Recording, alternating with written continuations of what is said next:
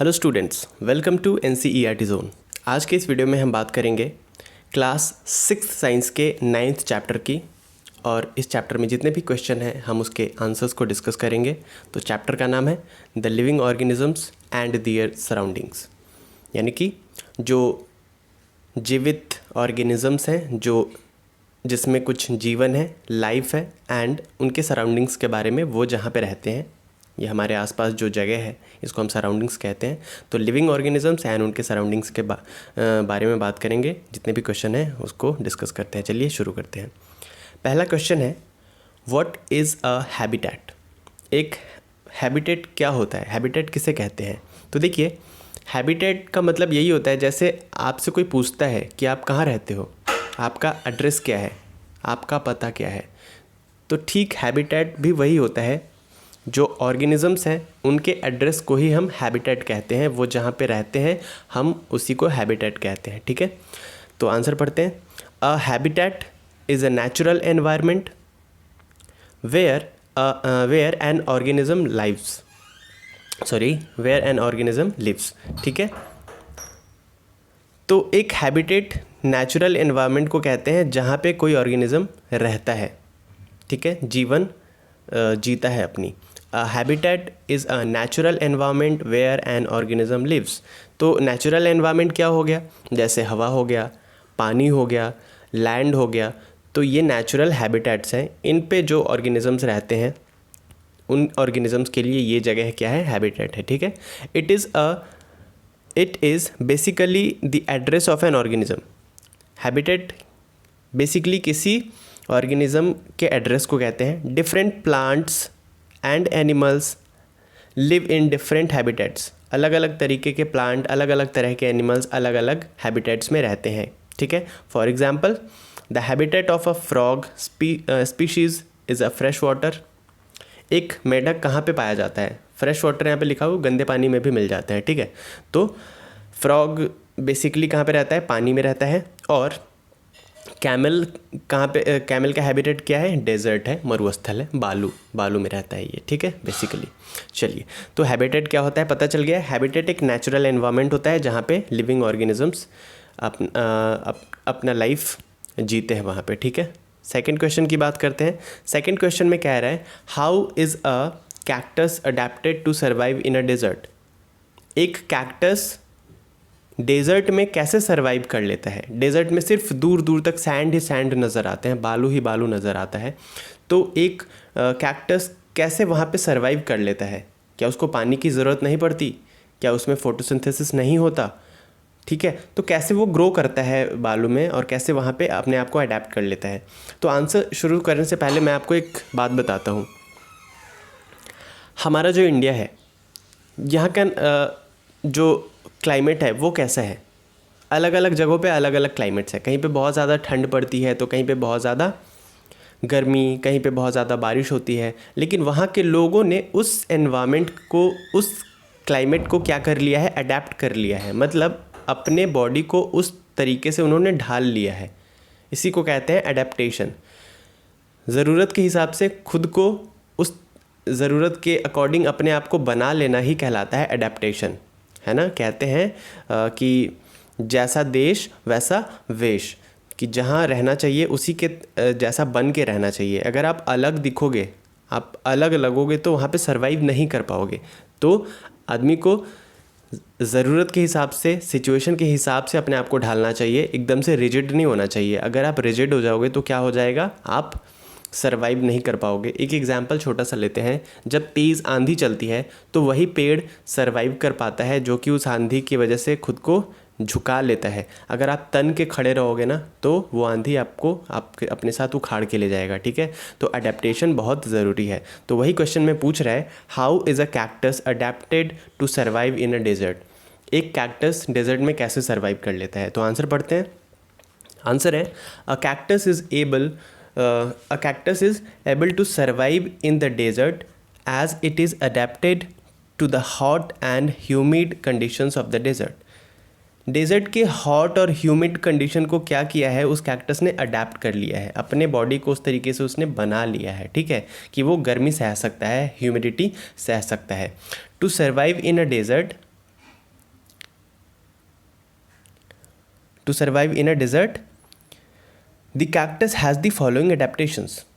Desert में survive करने के लिए कैक्टस में क्या होता है, फॉलोइंग इसने अपने आप को क्या क्या अडेप्ट किया है, अपने अंदर क्या क्या अडेप्टेशन लाया है वो देखिए। पहला अडेप्टेशन इसने क्या किया है कैक्टस ने, it has a long roots that go deep inside the soil for absorbing water.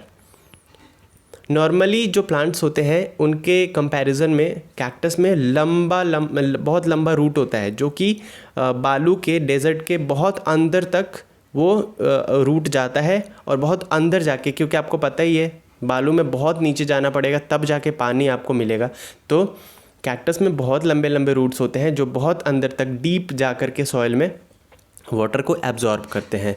तो पहला अडेप्टेशन तो ये है कैक्टस का। दूसरा क्या है, its leaves are present in the form of spines to prevent water loss through transpiration. इसकी जो पत्तियाँ होती हैं, ठीक है, वो नॉर्मली प्लांट के पत्तियों की तरह नहीं होती है, आपने देखा होगा उस पर कांटे निकले होते हैं, पत्तियाँ काफ़ी मोटी मोटी होती है। तो एक तरीके से ये किस फॉर्म में होता है, स्पाइन के फॉर्म में होता है, जो कि प्रिवेंट करता है वाटर लॉस को, ठीक है। ट्रांसपिरेशन में जो वाटर लॉस होता है उसको प्रिवेंट करता है कैक्टस की पत्तियाँ जो होती है, क्योंकि इसकी पत्तियाँ अलग होती है, स्पाइन फॉर्म की होती है। तीसरा अडेप्टेशन है, its stem is covered with a thick waxy layer to retain water.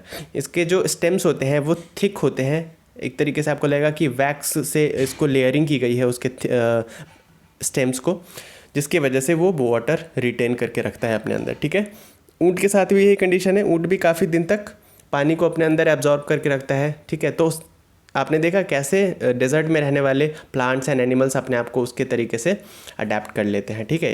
यही कहलाता है अडेप्टेशन, ठीक है। तो कैक्टस किस तरीके से सर्वाइव कर पाता है डेजर्ट में हमें पता चल गया, ठीक है। अब बात करते हैं नेक्स्ट क्वेश्चन की। नेक्स्ट क्वेश्चन में पूछ रहा है fill in the blanks.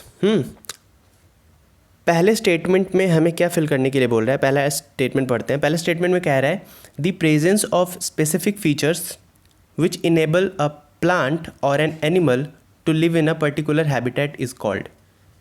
The presence of specific features, कुछ फीचर्स, कुछ स्पेसिफिक फीचर्स का प्रेजेंट होना, या फिर अपने आप को उस फीचर्स को अपने अंदर ले आना, जब ऐसा कोई प्लांट या एनिमल करता है according to the particular habitat. जैसे आपने देखा डेजर्ट में रहने के लिए कैक्टस ने क्या अडेप्टेशन किया और कैमल ने क्या अडेप्टेशन किया, सेम उसी तरीके से अगर कोई बहुत ही ठंडे जगह पे रह रहा है लाइक पोलर रीजन में, तो वहाँ के पोलर बियर्स जो होते हैं वो क्या अडेप्टेशन करते होंगे, बारिश में रहने वाले एनिमल्स एंड प्लांट क्या अडेप्टेशन करते होंगे, हिल एरियाज़ में रहने वाले जो प्लांट्स है और एनिमल्स है वो क्या अडेप्टेशन लाते होंगे।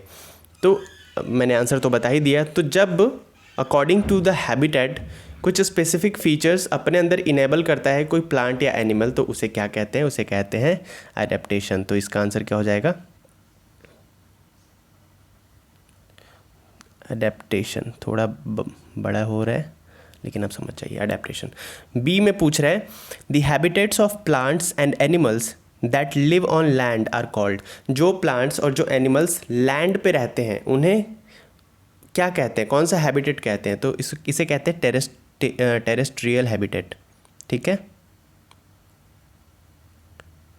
टेरेस्ट्रियल, दूर तक नहीं जाएगा, यहाँ पे समझ लीजिए, टेरेस्ट्रियल, ओके। अच्छा, मैं पेन यूज़ करने की कोशिश करता हूँ। सी में पूछ रहे हैं कि the habitats of plants and animals that live in water are called. जो वाटर में रहते हैं उनके हैबिटेट को क्या कहते हैं, तो आपको पता होगा एक्वेटिक हैबिटेट कहते हैं, एक्वेटिक हैबिटेट कहते हैं, ठीक है।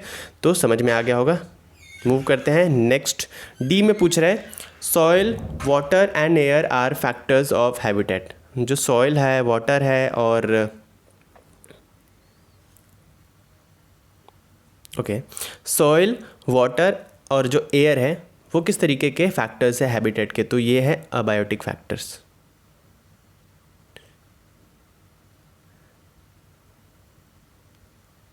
अबायोटिक फैक्टर्स, ठीक है, डी हो गया। ई में पूछ रहे हैं changes in our surroundings that makes us respond to them are called. ये देखिए, ओके, जो हमारे सराउंडिंग्स में चेंजेस आते हैं, ठीक है, जो हमें रिस्पॉन्ड करने को मजबूर करते हैं, उस मजबूरी में जब हम रिस्पॉन्ड करते हैं, वो चेंज जो आता है सराउंडिंग्स में, उसे क्या कहते हैं? उसे कहते हैं स्टिमुलाई। आपने पढ़ा होगा, अगर चैप्टर पढ़ा होगा तो, स्टिमुलाई। ठीक है, स्टिमुलाई का एग्जांपल है, जैसे आप एक प्लांट होता है, ठीक है, जिसको आप टच करते हो तो क्या हो जाता है?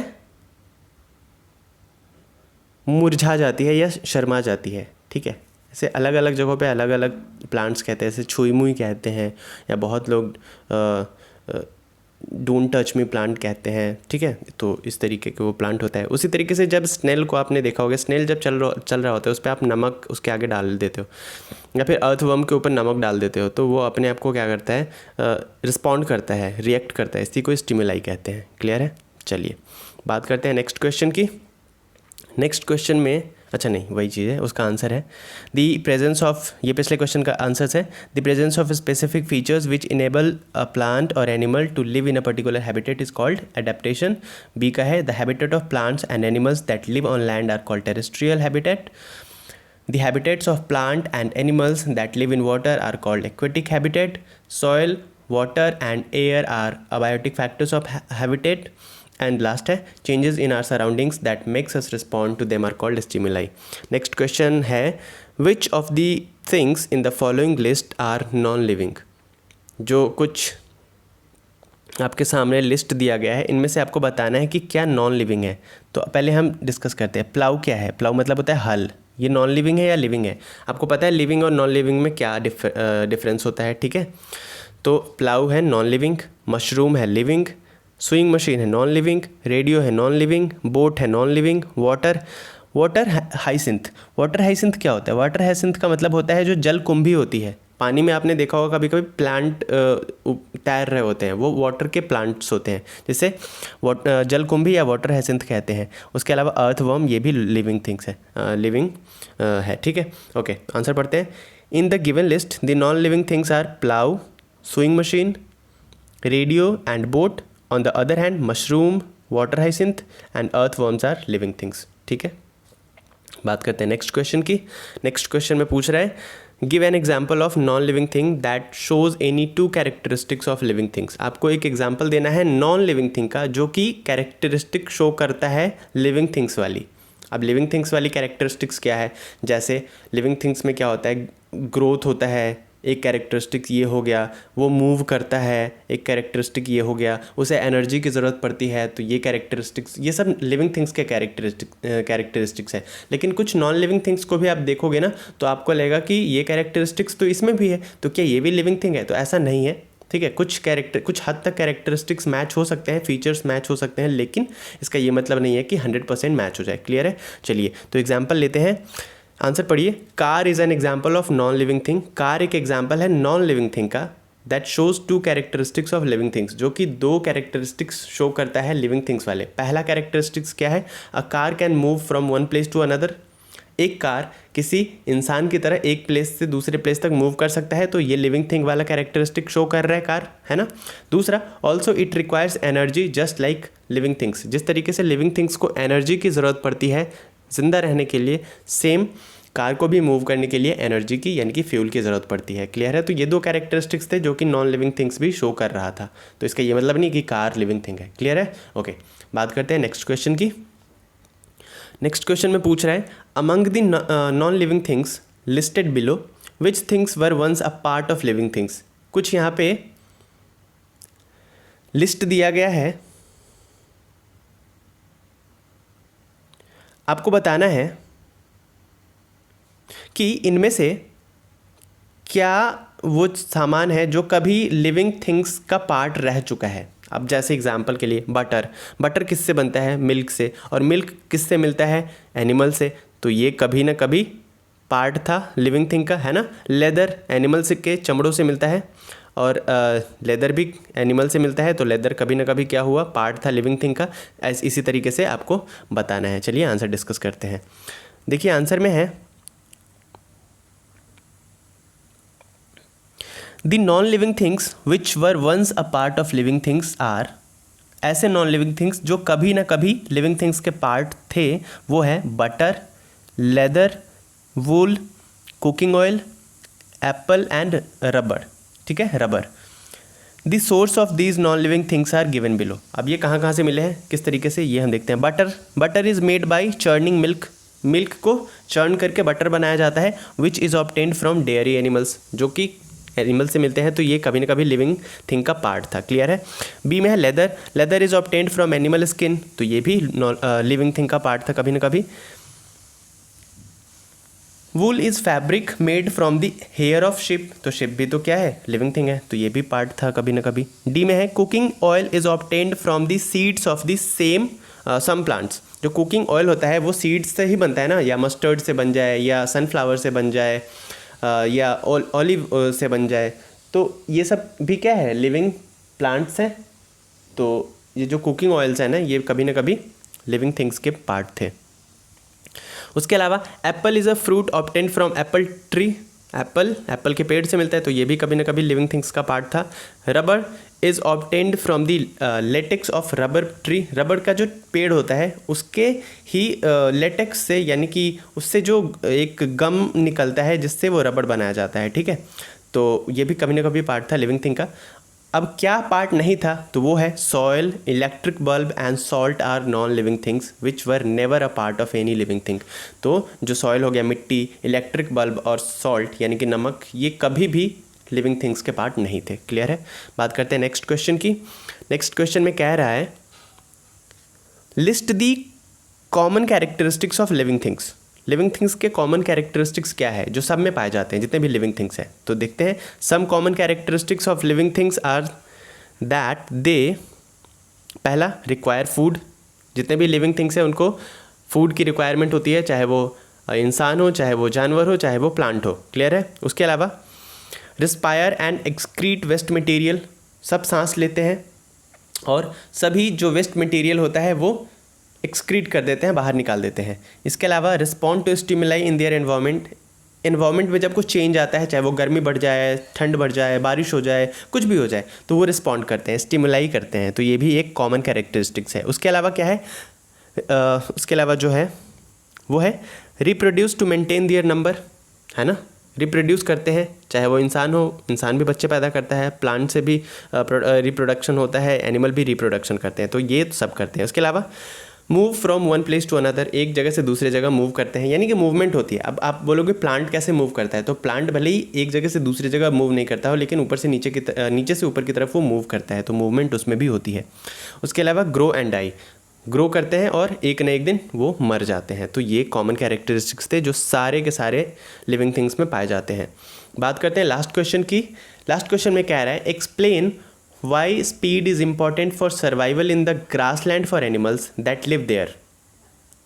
बताइए कि जो एनिमल्स ग्रासलैंड में रहते हैं, है ना, जहाँ पे लाइक ग्रासलैंड का मतलब आप समझ रहे हो, जंगलों में रहते हैं, जहाँ पे जानवर एनिमल्स रहते हैं, वहाँ पे जैसे डियर हो गया, शेर हो गया, तो ग्रासलैंड है ना। टेक आर फ्यू ट्रीज और places for animal in hide. Grassland ऐसी जगह को कहते हैं जहाँ पे एनिमल्स हाइड कर सके, आराम से रह सके। ठीक है, तो ग्रासलैंड हो गया। तो जो एनिमल्स ग्रासलैंड में रहते हैं उनमें स्पीड क्यों होनी चाहिए, ये बताना है आपको। तो आंसर है in grasslands mainly grasses are found, ज़्यादातर घास पाया जाता है। Trees are very few in number, बहुत ही कम संख्या में ट्रीज़ पाए जाते हैं, है ना। Predators such an lion, tiger etcetera that feed upon other animals are commonly found in this regions. और जो प्रेडेटर, शिकारी जानवर होते हैं, जैसे शेर हो गया, बाघ हो गया, चीता हो गया, ये सब जो होता है ये ग्रासलैंड में पाए जाते हैं ज़्यादातर। ठीक है। It is very easy for this predators to locate their prey in the grass. तो घास में अपने शिकार को ढूंढना इन जैसे जानवरों के लिए बहुत ही आसान काम है ना।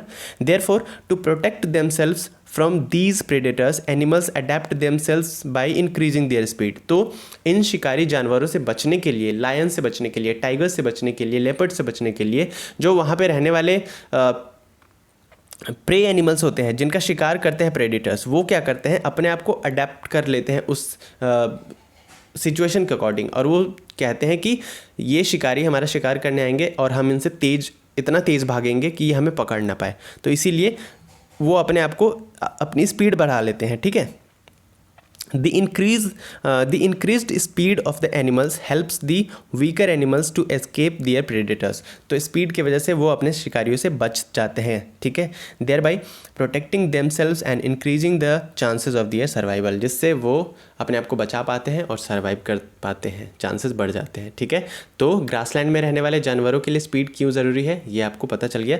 तो इतने ही क्वेश्चन थे हमारे 9th चैप्टर में, 8 क्वेश्चन हमने सब डिस्कस कर लिया है। मिलते हैं नेक्स्ट वीडियो में अगले चैप्टर के क्वेश्चन और आंसर के साथ। अगर आपने अभी तक एनसीईआरटी जोन को सब्सक्राइब नहीं किया है तो सब्सक्राइब करिए, लाइक करिए, कमेंट करके बताइए कैसा लगा आपको ये वीडियो, और अपने दोस्तों के साथ ज़्यादा से ज़्यादा शेयर करिए। Thank you very much for watching this video.